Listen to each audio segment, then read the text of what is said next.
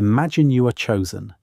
Out of every human being alive on Earth right now, 8 billion people, you are selected. The training is brutal and the selection process takes years, but eventually you make it.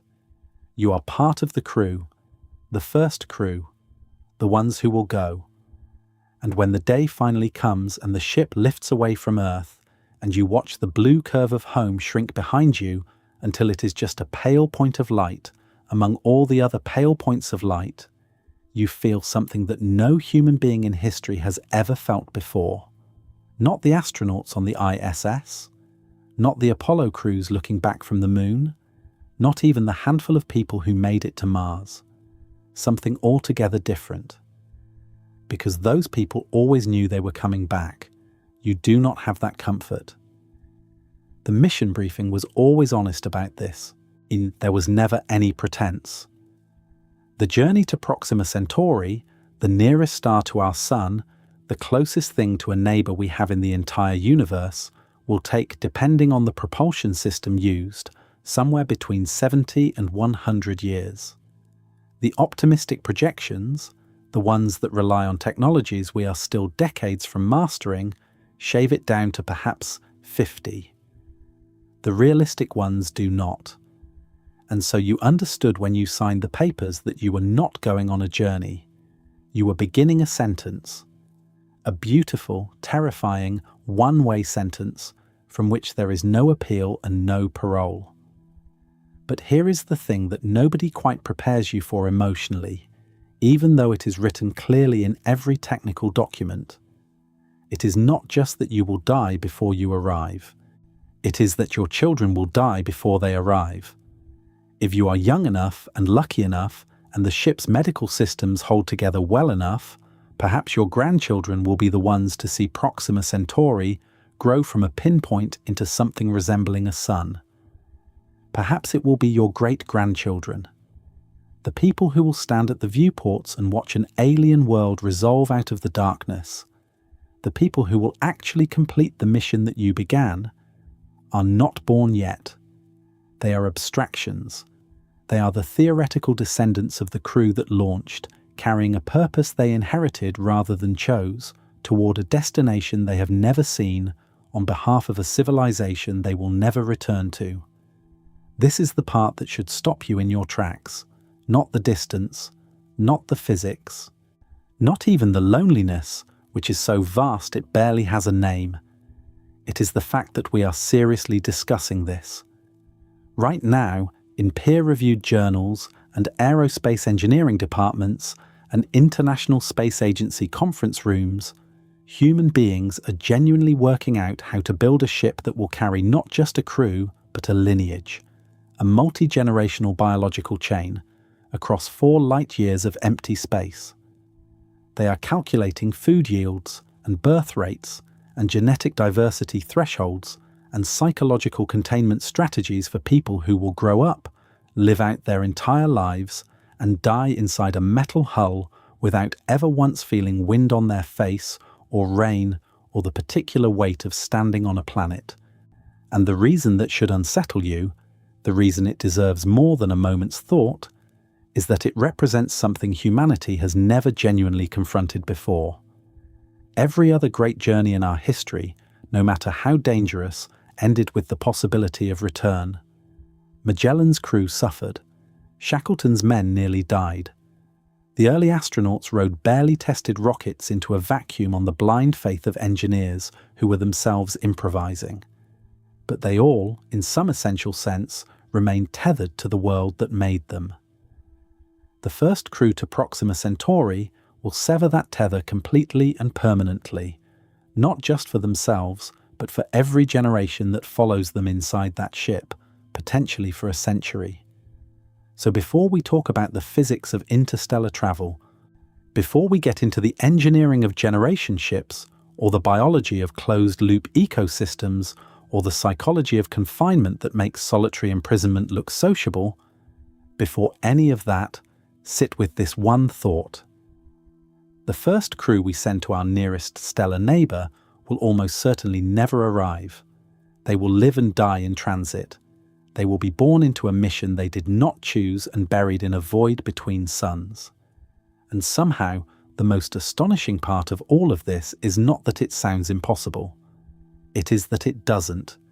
It sounds, if you follow the science carefully enough, almost inevitable. To understand why Proxima Centauri occupies such a particular place in the human imagination, you have to go back to a specific evening in 1915 in a small observatory outside Johannesburg, South Africa, where a Scottish astronomer named Robert Innes was doing something that sounds almost comically straightforward by modern standards. He was comparing photographic plates.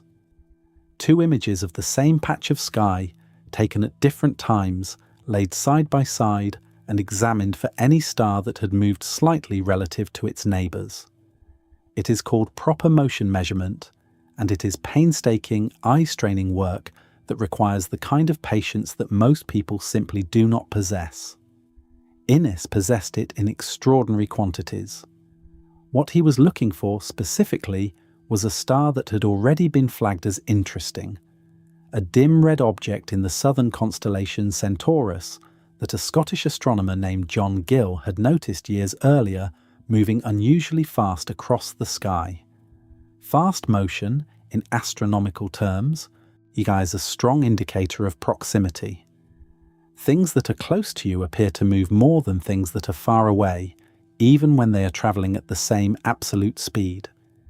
It is the same reason a car passing a metre from your face appears to blur, while a plane at 30,000 feet seems almost stationary. Innes suspected this faint red star might be very close indeed. What he found when he finished his measurements startled him enough that he wrote immediately to the Astronomer Royal at the Cape of Good Hope. The star, he reported, had the highest proper motion of any star yet measured in the southern sky. He named it Proxima Centauri. Proxima from the Latin for nearest. He did not name it that as a poetic flourish. He named it that because the mathematics told him something that was simultaneously thrilling and difficult to absorb. That this dim, unremarkable red dwarf, invisible to the naked eye and easily overlooked in any casual survey of the southern sky, was in all likelihood the closest star to our Sun anywhere in the observable neighbourhood of space. Not Alpha Centauri A or B, the two brighter stars in the same system that had been known and measured for decades. This faint third companion, barely worthy of notice, was the one that was actually nearest. Think about what that meant in 1915. The world Innes was living in was one in which heavier-than-air powered flight was only 12 years old. The First World War was grinding through its second year. Einstein had just published his general theory of relativity, and most physicists were still arguing about whether it made any sense. The idea of sending anything, any object, any signal, any probe, to another star was so far beyond the technology of the age that it would have read as pure fantasy. And yet here was this man, in a stone observatory on the high veld of South Africa, looking at photographic plates and understanding, with quiet certainty, that he had just identified humanity's nearest stellar neighbour for the first time. The nearest star. The one that, if we ever managed to leave our solar system and go somewhere, would be the somewhere. The measurement Innes confirmed placed Proxima at roughly 4.24 light-years from Earth. That number would be refined over the following decades, but it has held with remarkable stability. What it means in practical terms, and we will get properly into the physics of this shortly, is that even light itself, the fastest thing in the universe, takes more than 4 years to make the crossing.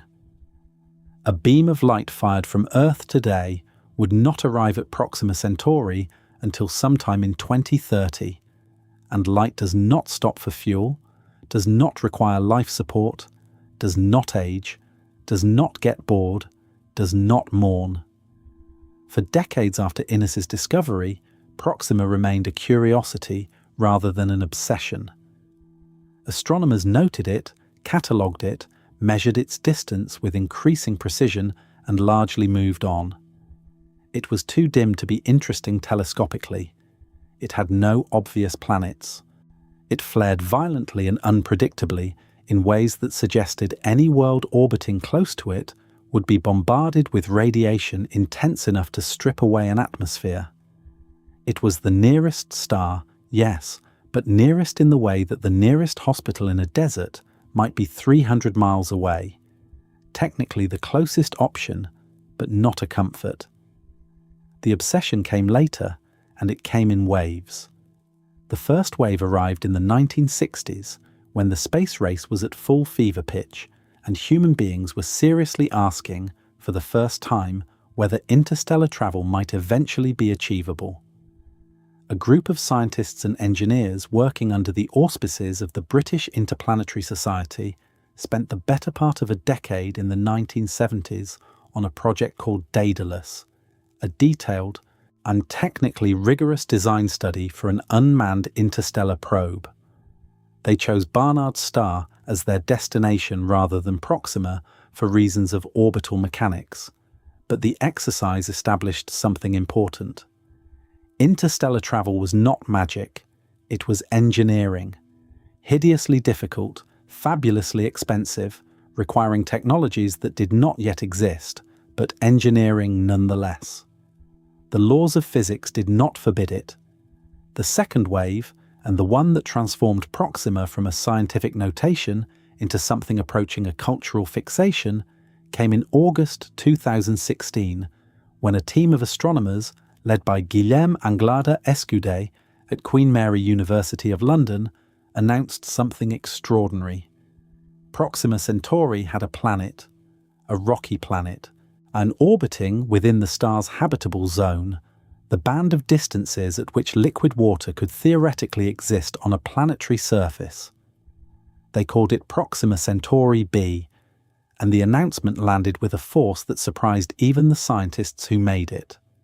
Within 48 hours, it was the most discussed scientific story on Earth, not because it confirmed life, it confirmed nothing of the sort, but because it transformed Proxima from an interesting neighbour into a potentially inhabited interesting neighbour, and that shift in perception changed everything about how humanity thought about the question of going there. Anglada Escudé, in interviews given in the days following the announcement, seemed genuinely moved by the response. He had spent years working toward this detection, through using a method called radial velocity measurement, watching for the tiny Doppler wobble a planet induces in its star's light as it orbits. And the signal had been frustratingly ambiguous for a long time. He described, in one interview, the feeling of finally seeing the data resolve into something unambiguous as being unlike anything else in his scientific career. He was not an old man making a capstone discovery. He was a working scientist in his 40s who had just, in a very real sense, identified a world. A specific, measurable, orbitally confirmed world around our nearest star. And it would never be possible, after that moment, to think about Proxima Centauri as merely a dot on a photographic plate again. Let's try to actually understand the distance, not just accept it as a large number, but genuinely feel it. Because until you do, nothing else about this subject makes proper sense. The Moon is roughly 384,000 kilometers from Earth. That is the journey that defines our sense of space travel, the one that required 3 days each way, the one that made the Apollo astronauts the most remote human beings who had ever lived. If you drove a car at motorway speed, without stopping, it would take you about 5.5 months to cover that distance. It feels enormous.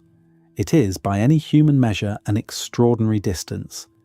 And it is, in the context of what we are actually talking about, essentially nothing. It is the first step of the first staircase in a building of incomprehensible height. Mars, at its closest approach to Earth, sits roughly 54 million kilometers away. That is about 140 times the distance to the Moon. The fastest spacecraft ever to make the journey took around 7 months. It was a major feat of engineering and navigation, and it felt when the first missions landed like humanity had genuinely stretched itself to its limits. Now, hold that number, 54 million kilometers, and compare it to what comes next. The distance from Earth to Proxima Centauri is approximately 40 trillion kilometers. That is 40 trillion kilometers.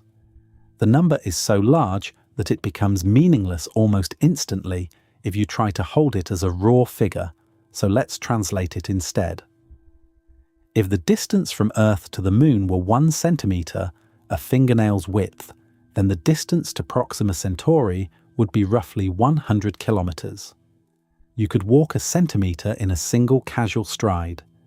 You cannot walk 100 kilometers before breakfast. The Moon and Mars, on that same scale, would both be within arm's reach. Our entire solar system, out to the edge of Neptune's orbit, would fit within a distance of about 80 centimeters. A generous step. Proxima Centauri, on the same scale, is the distance from London to the English coast. A journey you would need a car, a full day, and probably a flask of tea to complete. Another way to feel it. The fastest human-made object ever launched was the Parker Solar Probe, which at its closest approach to the Sun reached speeds of around 690,000 kilometers per hour. That is genuinely staggering, fast enough to travel from New York to London in approximately 20 seconds. Aim that probe at Proxima Centauri and let it run. Don't stop it. Don't slow it down. Let it fly at that extraordinary, record-shattering speed in a straight line toward our nearest neighbor. It would arrive in approximately 6,600 years. The ancient Egyptians had not yet built the pyramids 6,600 years ago. We are talking about a journey that, at the fastest speed humanity has ever achieved, would take longer than recorded human civilization has existed. And Proxima Centauri is the nearest one, the nearest star. Every other star you can see in the night sky is further away than this, most of them by factors of tens or hundreds. When you look up at Orion, or the Plough, or the Southern Cross, you are looking at objects that would require not thousands, but hundreds of thousands of years to reach at Parker Solar Probe speeds. Proxima is our immediate neighbor, and it is already so far beyond our practical reach that we are seriously discussing sending the children of children of children of children of the original crew just to make the crossing. So what is Proxima Centauri, this place that is so tantalizingly close and yet so impossibly far? It is a red dwarf star, the most common type of star in the Milky Way, making up roughly 70% of all stellar objects in our galaxy. It is small by stellar standards, containing only about 12% of the Sun's mass, which means it burns its fuel so slowly and so efficiently that it will remain a functioning star for an estimated 4 trillion years. For context, our Sun has a remaining lifespan of about 5 billion years. Proxima will still be burning long after our Sun has exhausted itself, swelled into a red giant, and reduced the inner solar system to cinders. In terms of stellar longevity, our Sun is a mayfly and Proxima is a tortoise of almost geological patience. It is dim, cool, and reddish, so faint that despite being the closest star to Earth, it cannot be seen with the naked eye from the surface of our planet. It sits in the southern sky, in the constellation Centaurus, gravitationally loosely bound to the Alpha Centauri binary system. 2 stars, Alpha Centauri A and B, that orbit each other at a distance roughly equivalent to the distance between our Sun and Uranus. Proxima orbits this binary pair at an enormous remove, taking somewhere between 500,000 and several million years to complete a single orbit around them. Whether Proxima is truly gravitationally bound to the Alpha Centauri system or merely a passing companion is still, and remarkably, a matter of some scientific debate. Proxima b, the confirmed planet orbiting within the habitable zone, completes its orbit in just 11.2 days. It is that close to its star, which is itself that dim and cool. And there are hints of at least one and possibly two additional planets in the system, though their confirmations remain tentative at the time of writing. What we know with confidence is that the nearest star to Earth hosts at least one rocky, roughly Earth-sized world. What we do not know, what we are genuinely, frustratingly unable to determine from here, is whether that world has an atmosphere, liquid water, or anything remotely resembling the conditions under which life as we understand it could exist. And that is precisely the problem that is driving people to consider the unthinkable. Because the only way to know is to go. So if we genuinely want to send humans to Proxima Centauri, we need to confront the physics. Not wave at it from a distance and hope it goes away, but actually sit with it and understand what the universe is telling us about the nature of this problem. Because the physics is not merely inconvenient. In several important ways, it is almost personally hostile. Start with the most basic question. How fast do we need to go? If you want to make the crossing in a time frame that is even remotely compatible with human life, say a single generation, roughly 80 years, you need to cover 4.24 light years in that time. That means traveling at something like 5% of the speed of light. 5% sounds modest. It is not. The speed of light is approximately 300,000 kilometers per second. 5% of that is 15,000 kilometers per second, or about 54 million kilometers per hour. To put that in terms of something more familiar, a rifle bullet travels at roughly 1,800 kilometers per hour. 5% of the speed of light is 30,000 times faster than a rifle bullet. It is so fast that if you could travel at that speed, you could circle the entire Earth at the equator in less than 3 seconds. Now here is where the physics starts to get genuinely uncomfortable. To accelerate any object with mass to that kind of speed requires energy. And the relationship between mass, speed, and energy is not linear.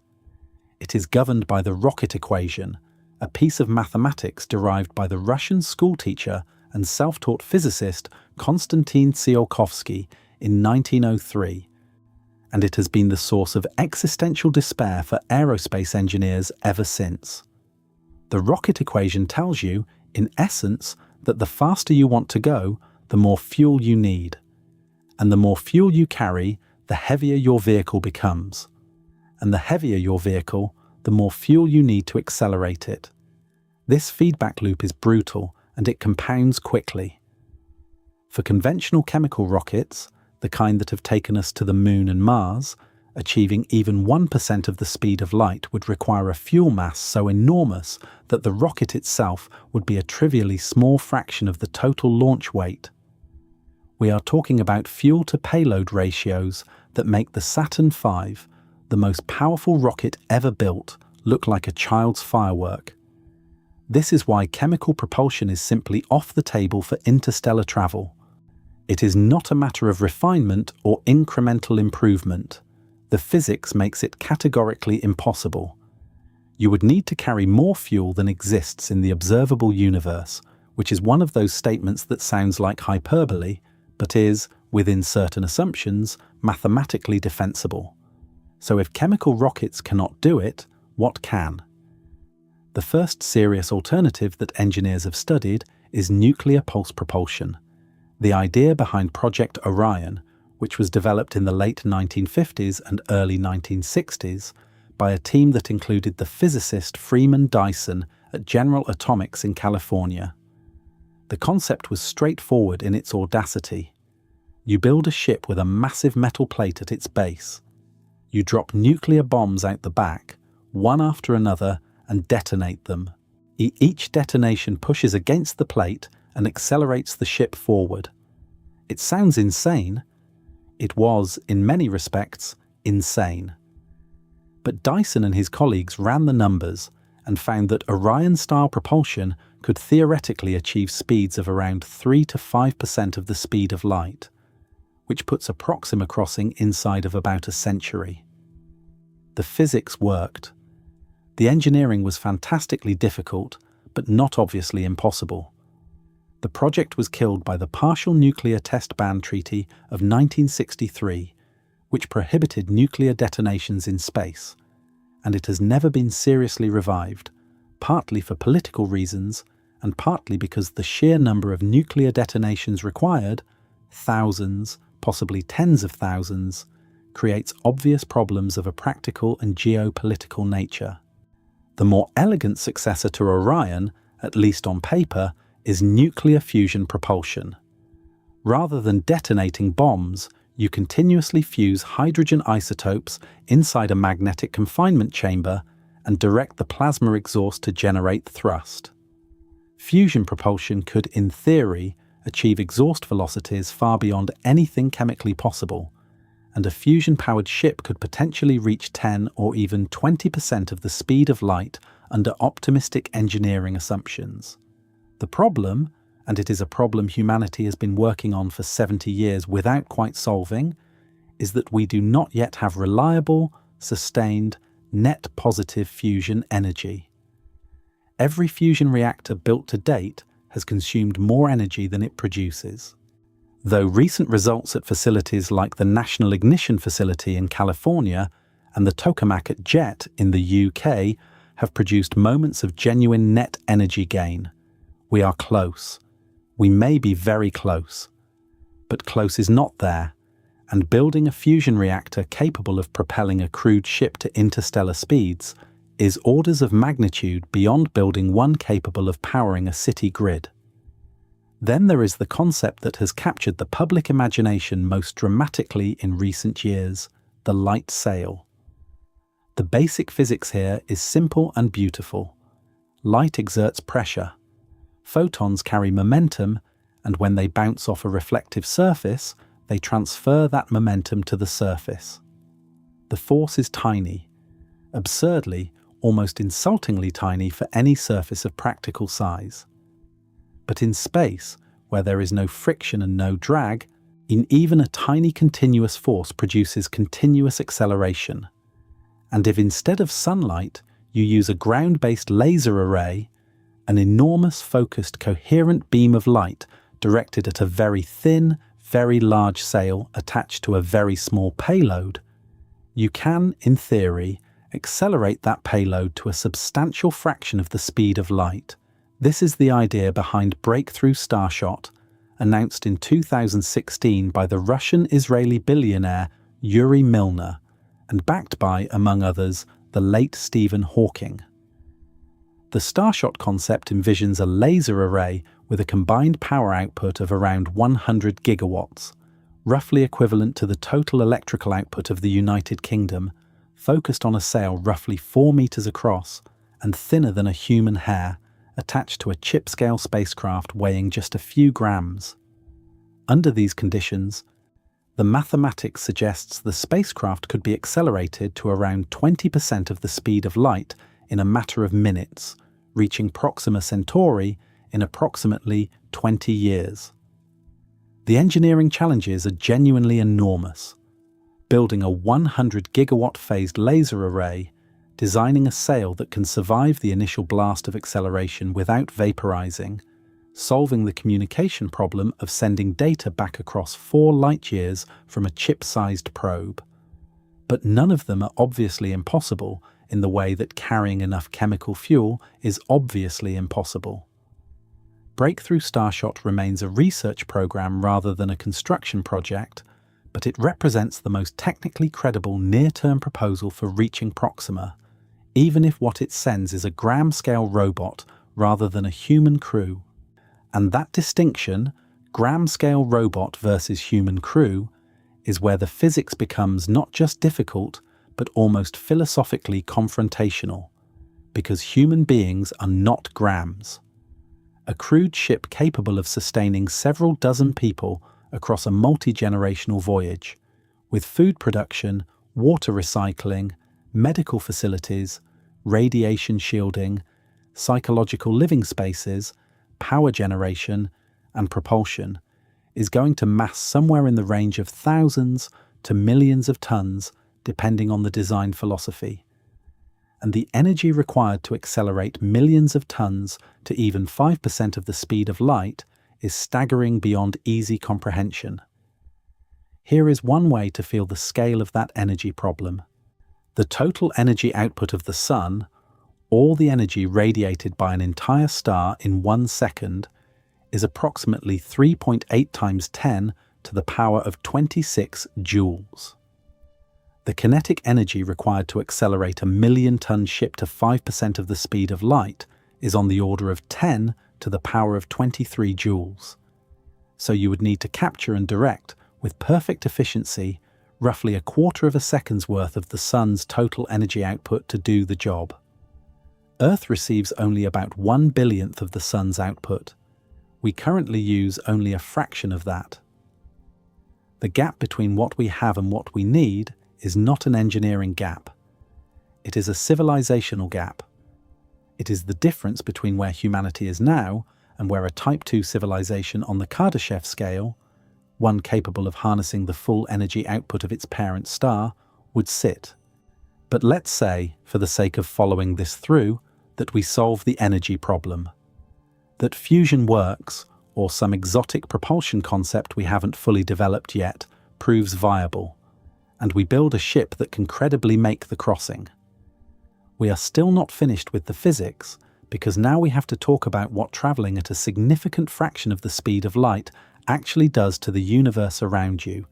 And this is where things get strange in ways that Einstein first described mathematically in 1905, and that still feel faintly unreal even after a century of experimental confirmation. At speeds approaching a significant fraction of the speed of light, time itself behaves differently for moving objects than it does for stationary ones. This is called time dilation, and it is not science fiction.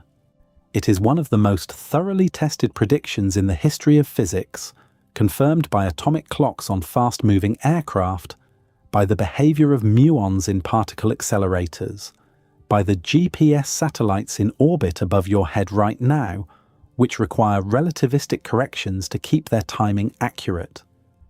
The faster you travel relative to a stationary observer, the more slowly time passes for you relative to that observer. At 5% of the speed of light, the effect is small.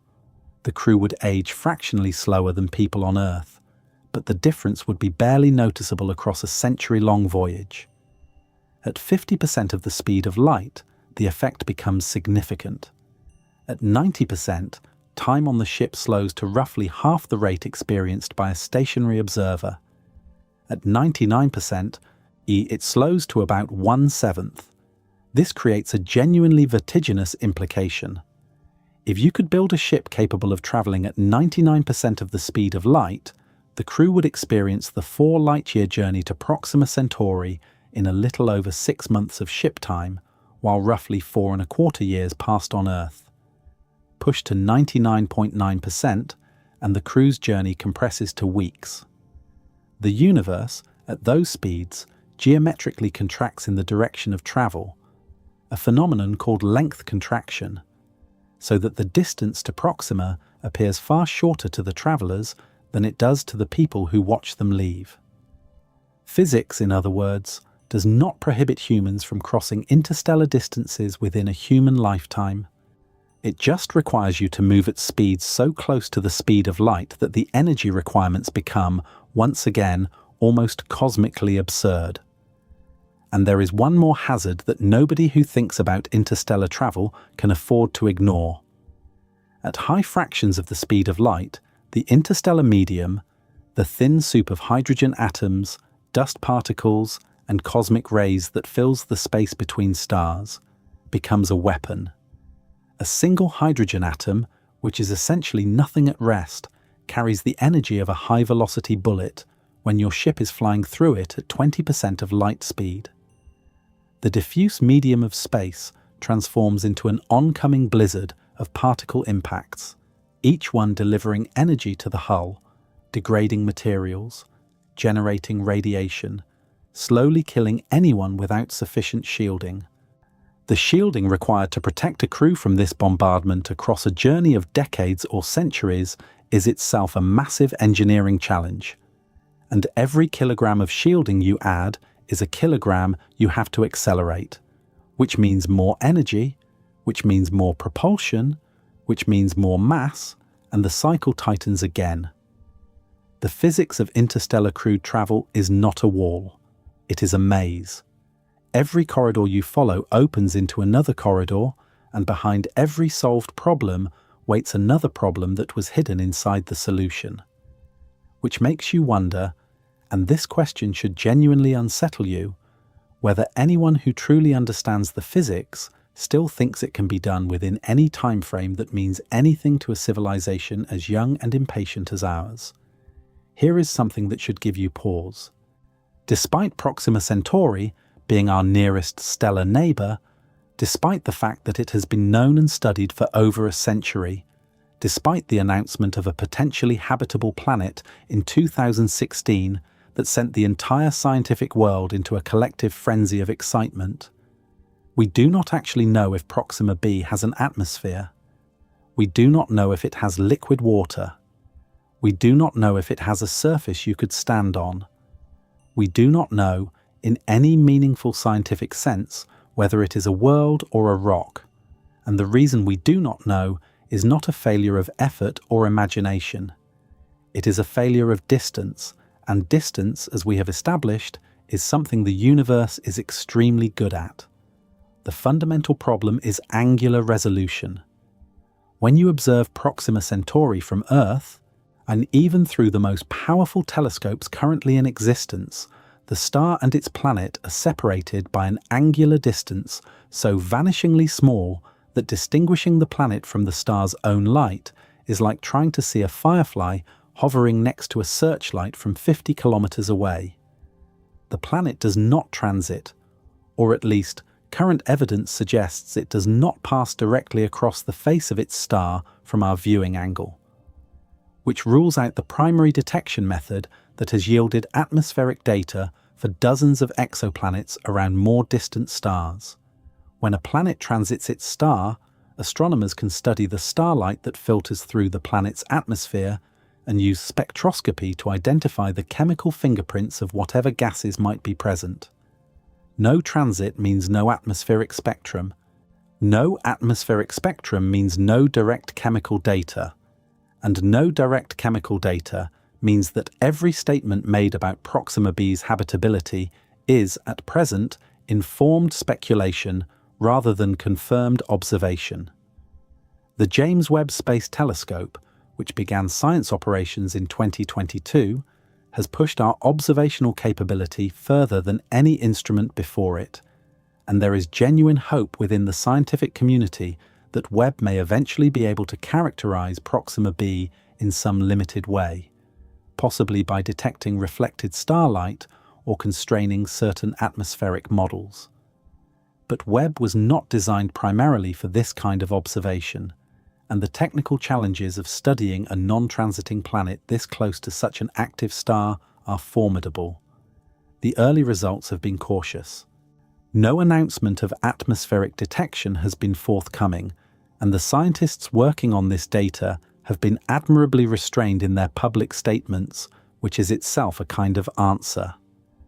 Then there is the question of Proxima's stellar behavior, and this is where the picture becomes genuinely discouraging for anyone hoping Proxima b might be hospitable. Proxima Centauri is a flare star.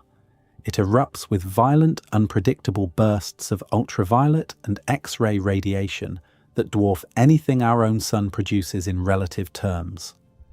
In 2016, the same year Proxima b was announced, a team studying the star observed a flare that briefly increased Proxima's ultraviolet output by a factor of roughly 1,000.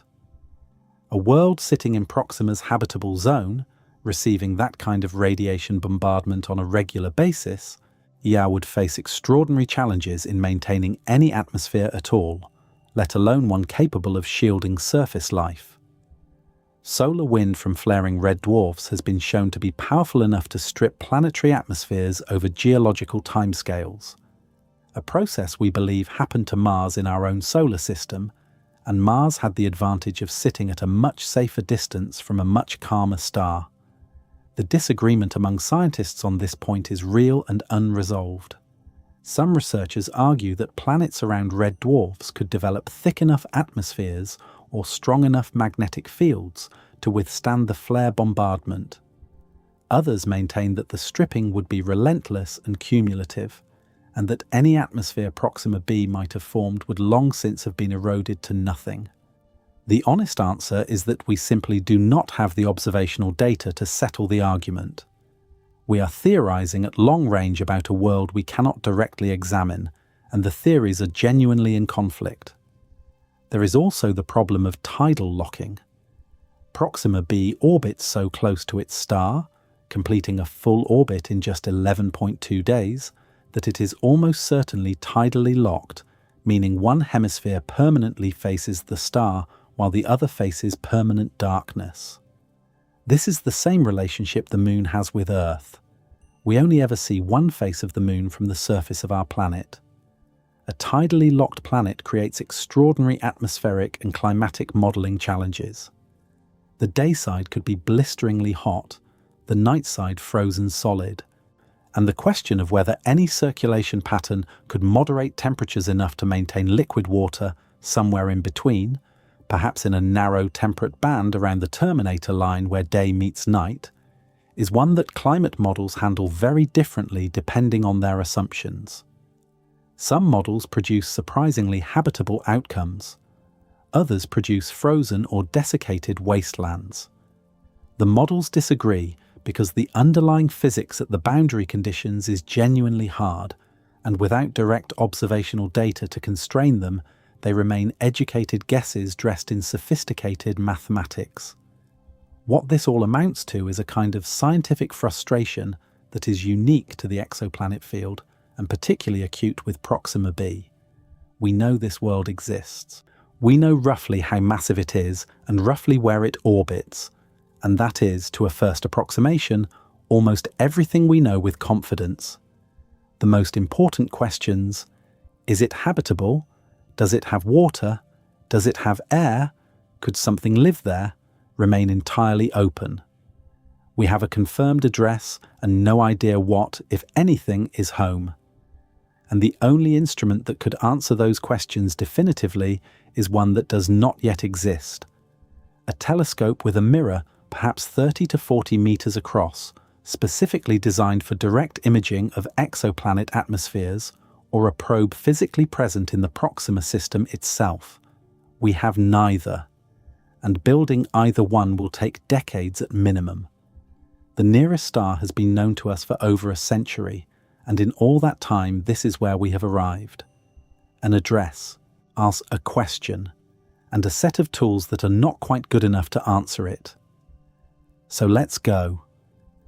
Not in the abstract theoretical sense of discussing propulsion systems on a whiteboard, but in the actual committed, engineering serious sense of tracing what a real mission to Proxima Centauri would look like from the moment of departure to the moment, generations later, of arrival.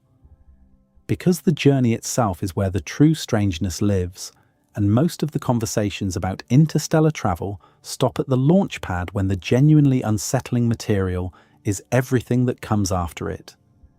The mission begins, in almost every serious design concept, not with a single dramatic launch, but with decades of construction in orbit.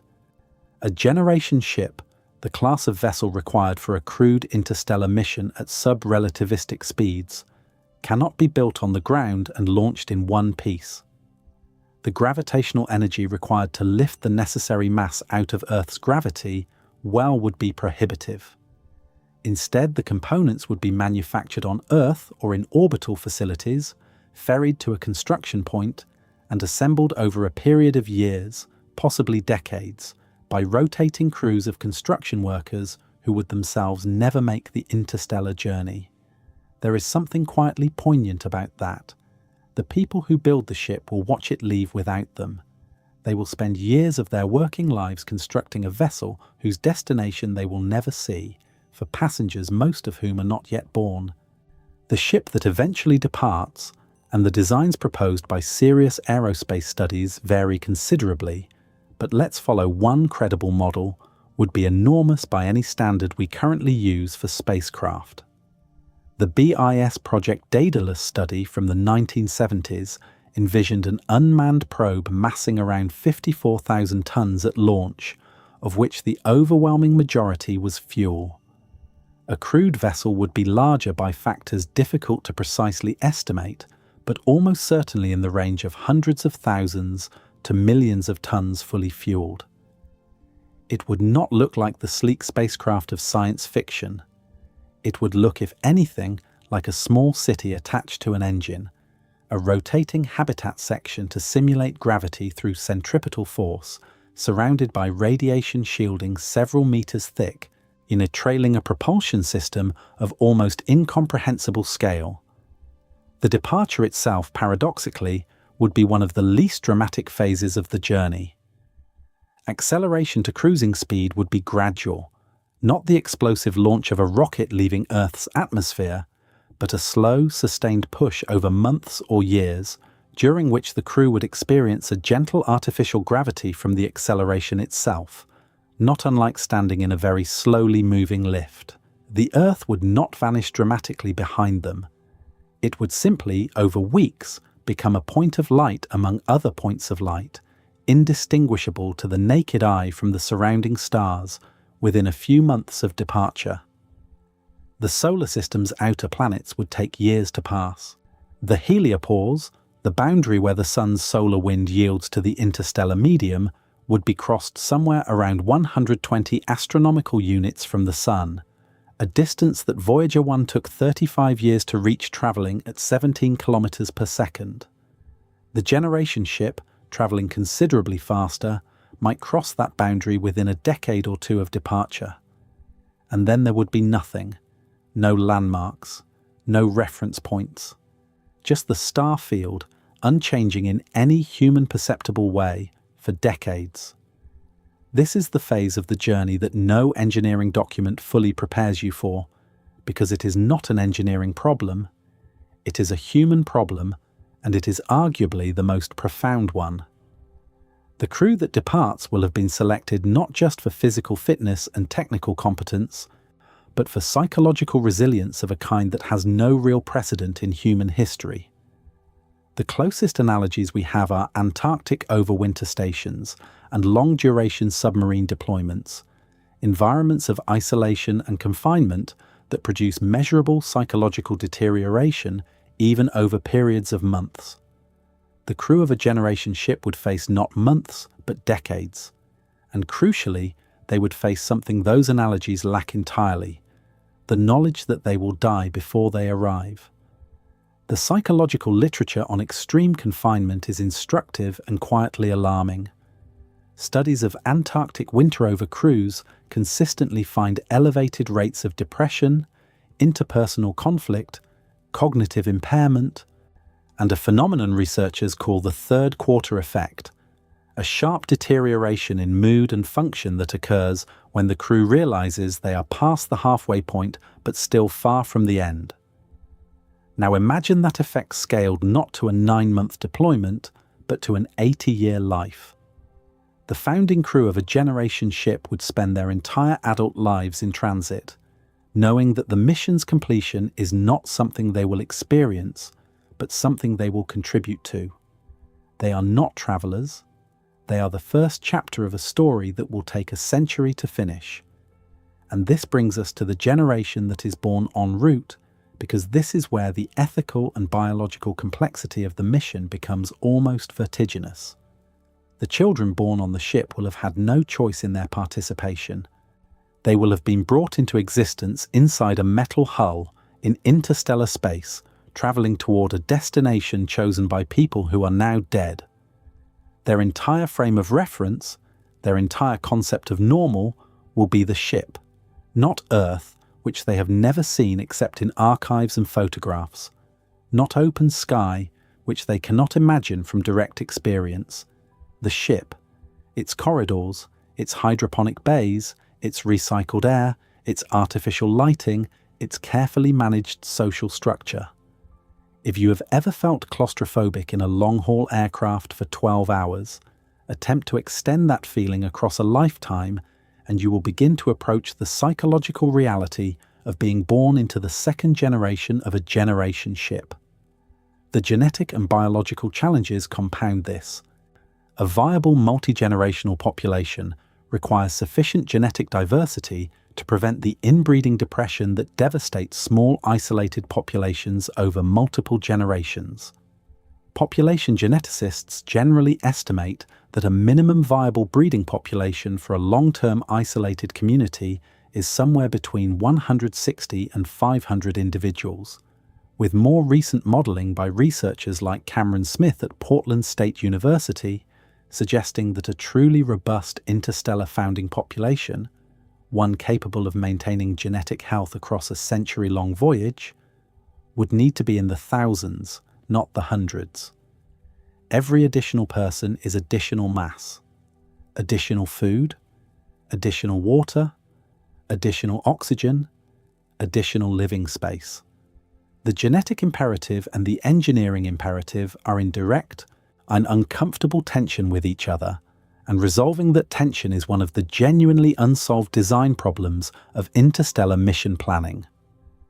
Food production across a century-long voyage presents its own layered complexity. No mission of this duration could carry sufficient stored food.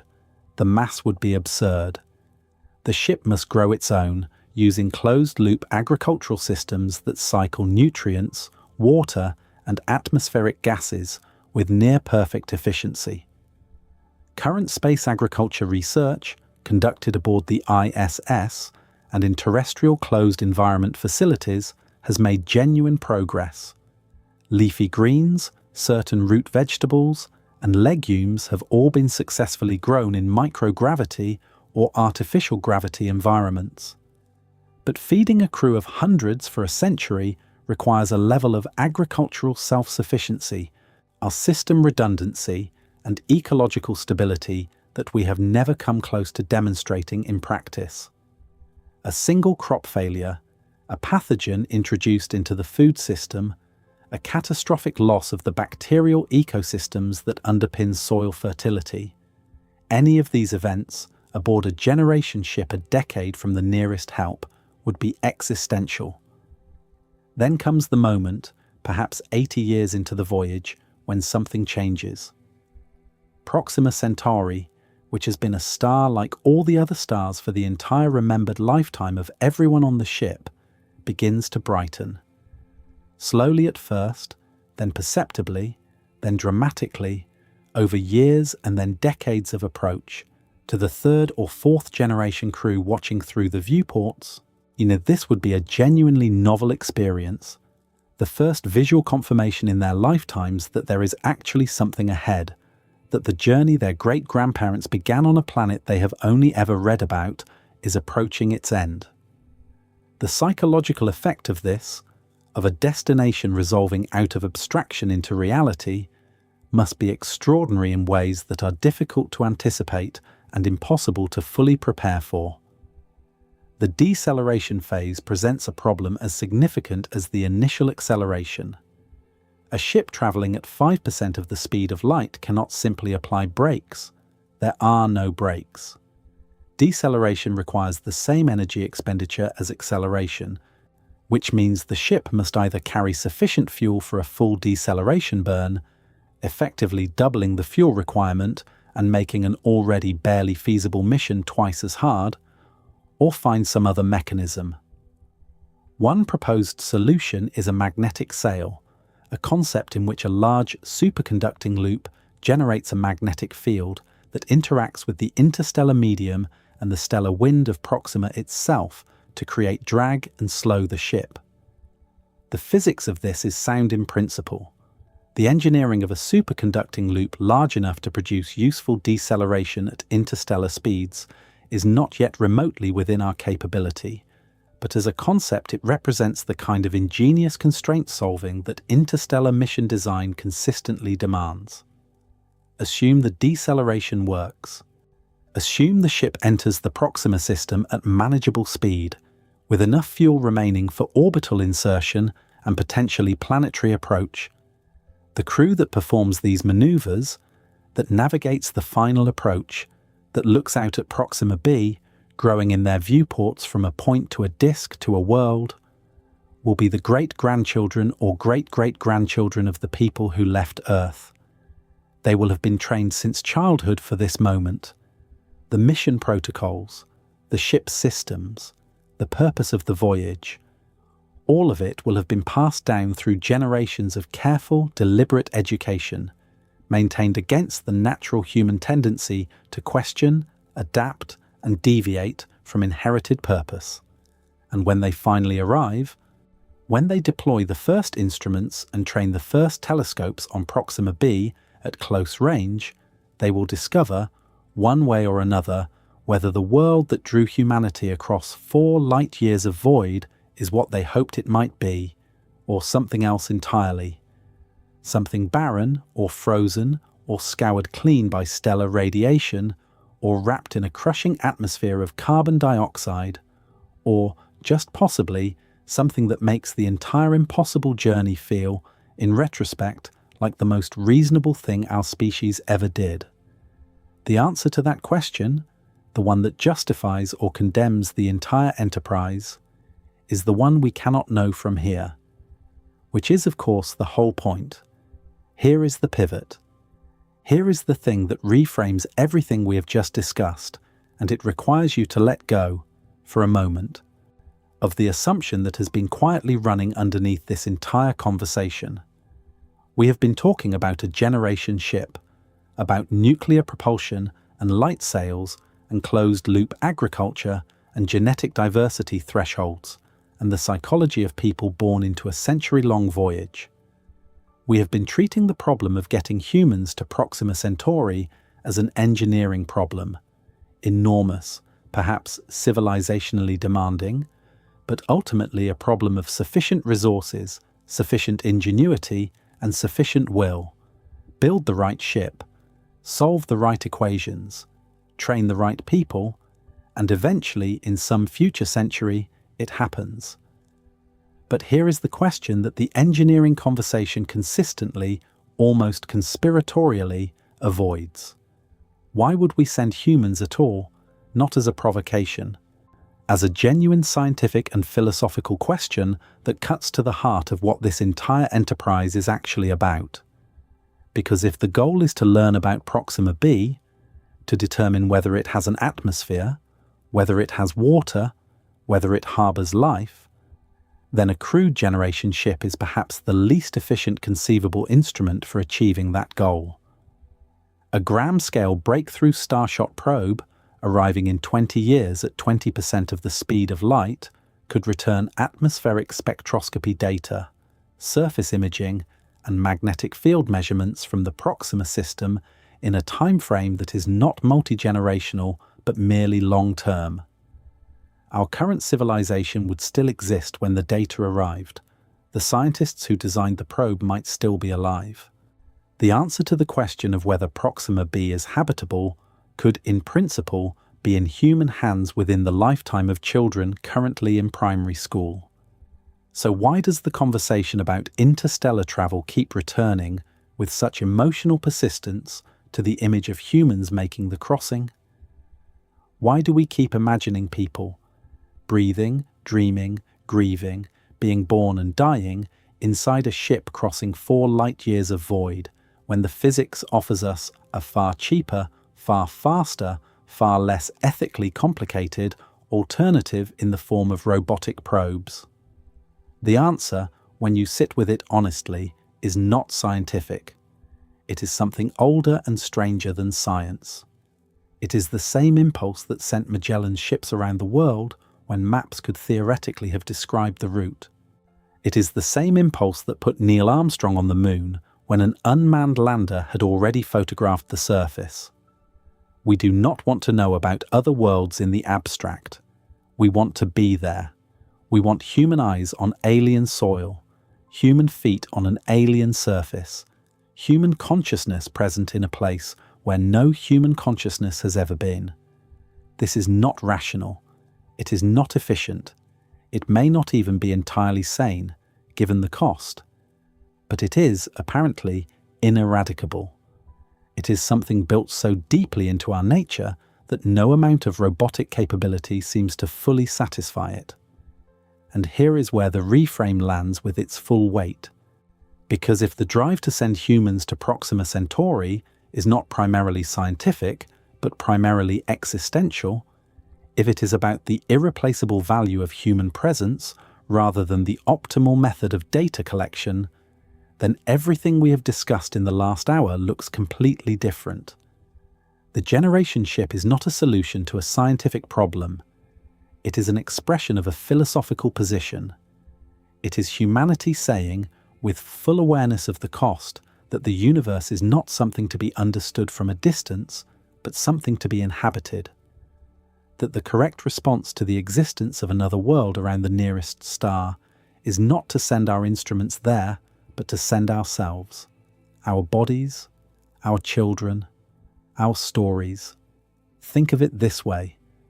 Imagine you discovered tomorrow that a magnificent and alien civilization had flourished on a continent you had never visited, leaving behind cities of extraordinary complexity and beauty. You could send a camera drone to photograph every building, every street, every artifact. The drone would return images of perfect resolution, catalogued and searchable, more comprehensive than any human explorer could produce in a lifetime of walking those streets. Would that be enough? Would you look at those photographs and feel that the place had been truly encountered? Or would something remain absent, something that only the presence of a human being, standing in that street, breathing that air, feeling the texture of that civilization, with senses evolved over millions of years, could provide? That is the argument for sending humans to Proxima Centauri. It is not a scientific argument, it is a human one. And it is, depending on your philosophical disposition, either the most compelling argument imaginable or the most extravagantly irrational one. But here is the deepest layer of the reframe, and this is the part that should genuinely unsettle you. We have spent this entire conversation assuming that we are the ones who would decide whether and when to send a crewed mission to Proxima Centauri. That it is a question of human will, human resources, and human timeline. But consider the possibility that the first crew to Proxima Centauri will not be purely human in any sense we currently recognize. That by the time the propulsion technology, the life support systems, the agricultural ecosystems, and the psychological frameworks are all sufficiently developed to make a century-long crewed mission viable, the humans who crew it may be so augmented, biologically, cybernetically, cognitively, that the question of whether they are the same kind of beings who first looked up at the southern sky and noticed a faint red star moving unusually fast becomes genuinely, uncomfortably open. The generation ship that departs may carry people who do not age the way we age, who do not grieve the way we grieve, who do not need the same psychological anchoring in landscapes and open skies that makes confinement so devastating for unmodified humans. The crew that arrives at Proxima B may be something that Robert Innes, standing at his observatory in Johannesburg in 1915 comparing photographic plates by lamplight, he would not recognize as the descendants of the civilization that built his telescope. They will be human in origin. Whether they will be human in the way that word currently means is a question that nobody alive today can answer. And whether that matters, whether it represents the fulfillment of our species' deepest impulse or its quiet replacement, is perhaps the most important question that the journey to Proxima Centauri will ultimately force us to answer about ourselves. Consider what we have actually managed as a species in the time since Robert Innes first identified Proxima Centauri as our nearest stellar neighbour in 1915. In that same century, we went from the first powered flight at Kitty Hawk to landing human beings on the moon in 66 years. We decoded the human genome. We eradicated smallpox, a disease that had killed an estimated 300 million people in the 20th century alone. We built the International Space Station, a permanently crewed research facility orbiting 400 kilometers above the Earth's surface. Through the cooperative effort of 15 nations who had spent much of the preceding century trying to destroy each other, we detected gravitational waves, ripples in the fabric of space-time produced by colliding black holes a billion light-years away, using an instrument sensitive enough to measure a displacement 1,000th the diameter of a proton. We took a photograph of a black hole. We landed rovers on Mars and received their transmissions in real time. We built the James Webb Space Telescope, assembled it in space like the world's most consequential origami, and used it to look at galaxies that formed when the universe was less than 500 million years old. Every one of those achievements, at the moment someone first proposed it, sounded like fantasy. Every single one was met at some stage with serious scientific and engineering voices explaining precisely why it could not be done. The moon landing required solving problems in orbital mechanics, materials science, life support, and computer engineering that simply did not have solutions when John F. Kennedy committed to the goal in 1961. The Genome Project was described as premature and wasteful by eminent scientists when it was first proposed in the 1980s. The gravitational wave detectors at LIGO required measuring distances so small that the concept itself seemed physically absurd to early critics. And yet, the deep sea offers perhaps the most instructive parallel of all. We have explored less than 20% of Earth's ocean floor. The Mariana Trench, the deepest point on our own planet, was first reached by humans in 1960 and has been visited by crewed vessels only a handful of times since. The deep ocean is, in many respects, as alien and hostile an environment as interstellar space. Crushing pressure, total darkness, extreme cold, complete isolation from any possibility of rescue. And yet we have sent people there. Not because it was efficient, not because robots couldn't do the job, because humans, confronted with an unexplored place, find the idea of not going there almost physically intolerable. The distance to Proxima Centauri is real. The physics is unforgiving. The timescales are humbling to a degree that strains any ordinary human sense of perspective. A mission launched today, using the most optimistic propulsion technology currently under serious development, would not arrive until well into the 22nd century. The civilization that receives the first signals back from the Proxima system will be as different from ours as we are from the world that Robert Innes inhabited. A world without antibiotics, without nuclear power, without computers, without any of the technological scaffolding that defines modern existence. We are planning a journey whose fruits will be harvested by people we cannot imagine, using frameworks of understanding we have not yet developed for reasons that may look quite different from this end of the telescope. And perhaps that is exactly as it should be. Perhaps the most honest thing we can say about the mission to Proxima Centauri is that it is not really ours. It belongs to the future. It belongs to the generations who will build the ship, and the generations who will crew it, and the generations who will be born inside it, and the generation that will finally, after a century of crossing void, look out and see an alien sun filling their viewports, and know that they have arrived somewhere no human being has ever been. We are simply the ones who looked up, identified the address, and began, with all our characteristic mixture of brilliance and stubbornness and unreasonable hope, to work out how to get there.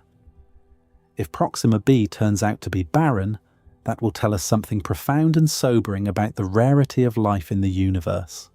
If it turns out to harbour even the simplest microbial existence, it will be the most significant discovery in the history of our species, confirmation that life is not an accident of one lucky planet, but a phenomenon woven into the fabric of the cosmos itself.